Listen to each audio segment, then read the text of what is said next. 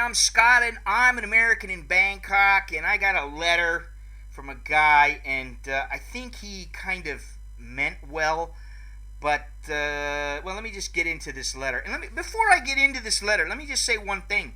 I don't know if anybody knows about this, but here in Thailand, it's not very popular. It's an app called Periscope. And if you follow me on Twitter or on Facebook, I am going to start maybe once a week or twice a week. I'm going to start having a Q&A on Periscope. Periscope is an app where, like I said, I didn't know about it until recently, but you go on and you can broadcast live from wherever you are, and then people ask you questions by typing in their question, and then I would answer, and yada yada yada. They get their answer. I'm online. I get to talk to people, and to me it's easier than say Google Chat or anything like that. I think it's a little more convenient, but whatever. Just a little FYI. Now let me get in this guy's letter. He writes to me first.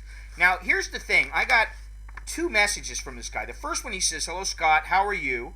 I plan to visit for 2 weeks to check out Thailand, and largely due to your info on YouTube. I'm thinking about retiring over there and wondering, for the visa, is a state or local police check sufficient for the retirement visa? I'm over 50 and will meet the 65,000 baht pension per month." Now, I wrote him back and I said, if you get the retirement visa in Bangkok, there is no police check. There is no medical check, okay? But otherwise, it's up to the local, it's up to the particular embassy, and usually a local check is fine. Like I said, if you go to the Bangkok immigration to get your retirement visa, then generally things are easier. You don't need a police check, and some places want a medical check also.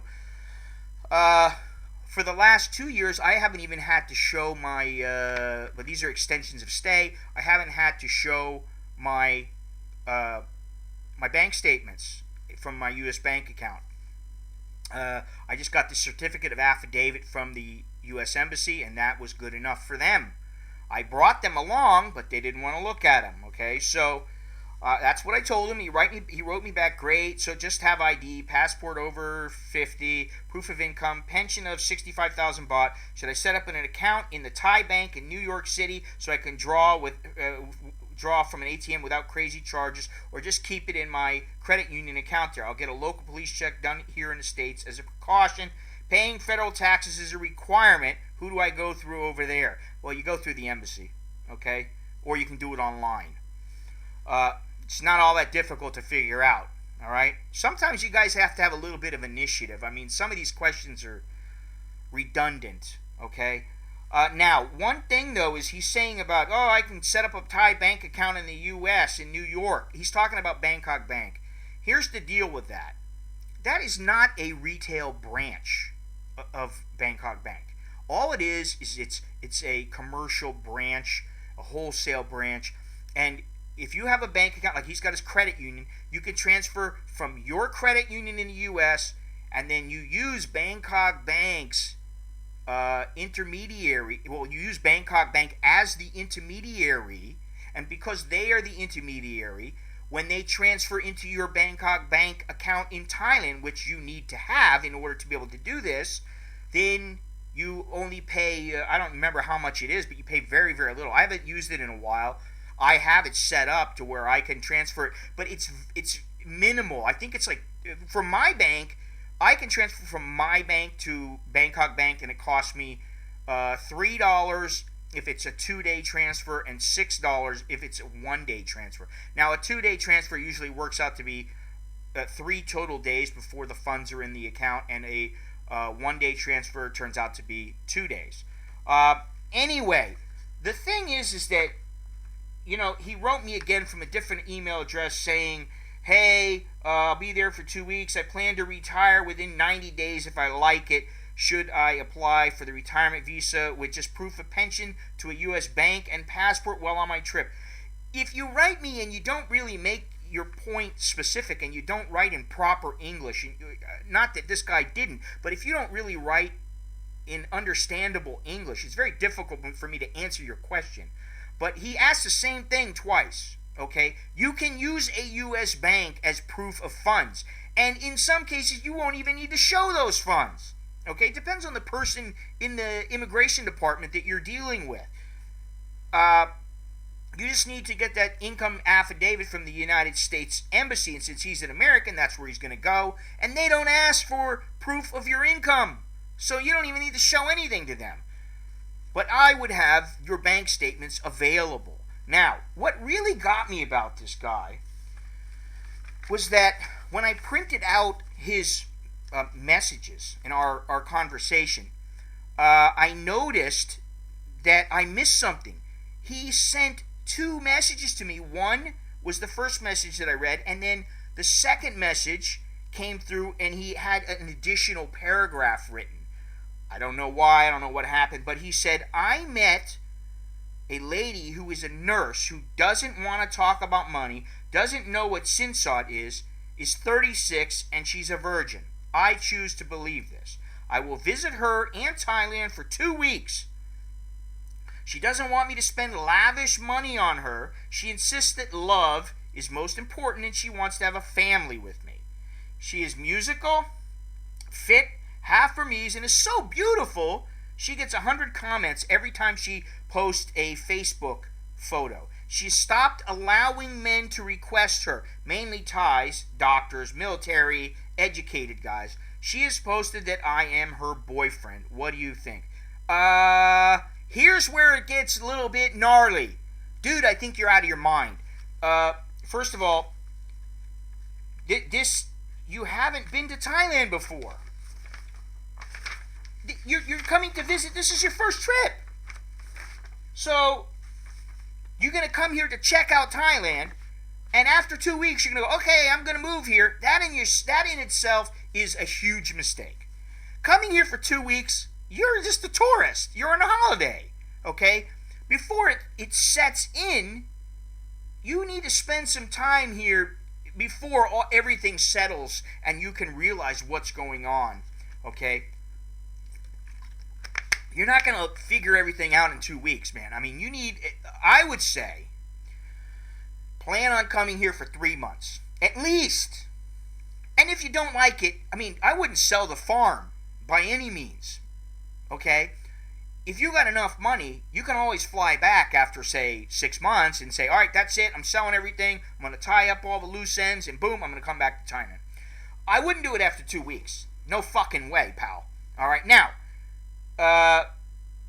you met a lady who was a nurse and she doesn't want to talk about money. Well, what do you want me to say about that? Is that so special? Is it nowadays, guys think that all Thai women want money. Money. Listen, money is important, but it's important to everybody. We all got to eat. Listen, hey, while I'm on the subject, I mean, if you want, come to my website, my photo website. All right, it's at www.scottmallon.net, and maybe you make a purchase. You buy a print, you buy a mouse pad, you buy some postcards, you buy fold-over cards, you buy whatever. Okay, I got 24 by 36 prints. I mean, we all got to eat, So this is a little plug here, and yeah, I mean, it helps. Every little bit helps.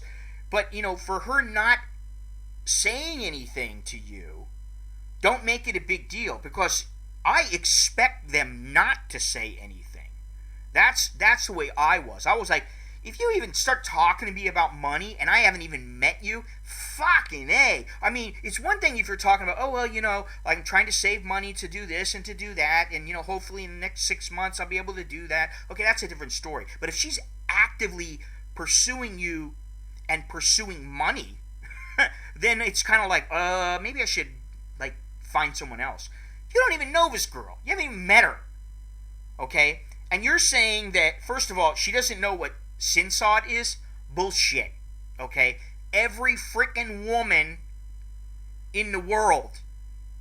You know what? Hang on one second. Nicholas! Come here for a second. every Thai woman knows what sin salt is, okay?